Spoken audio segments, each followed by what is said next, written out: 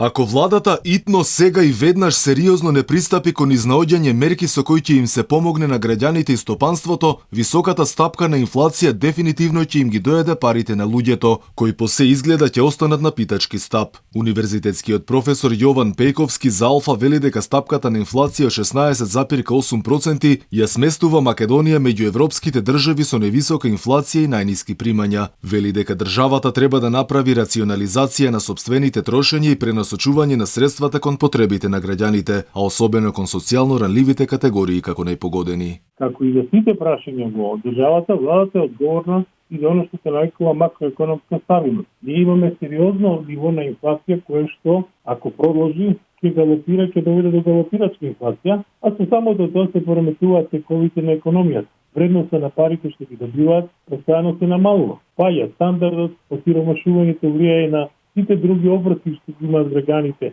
за живеачка, за плаќање на сметки, за комунали и така натаму. Владата мора да инвестира одредени гранки кои се значат осамостојување и промена на структурата на економијата, производство на енергија, на храна. Ако продолжи војната во Украина и пореметувањето на берзите, очите дека цените ќе растат и оттаму државата мора да презема мерки како на фискалната страна, со рационализација на потрошувачката и со помагање на ранливите категории граѓани, кои што и како ќе се соочат со неможност да ги покриваат трошоците на живеачката. Дека владата го преспала периодов додека другите влади излегле со низ за мерки и стратегија, потврдува за Алфа и економскиот аналитичар Бранимир Јовановиќ. Тој вели ако владата не направи сериозен исчекор во изнаоѓање решенија, инфлацијата дефинитивно ќе стаса 20% што ќе биде погубно за сите. Инфлацијата во Македонија е вон контрола, само поради тоа што владата не прави ништо за да ја стави под контрола, и ако владата не преземе ништо, само е прашање на време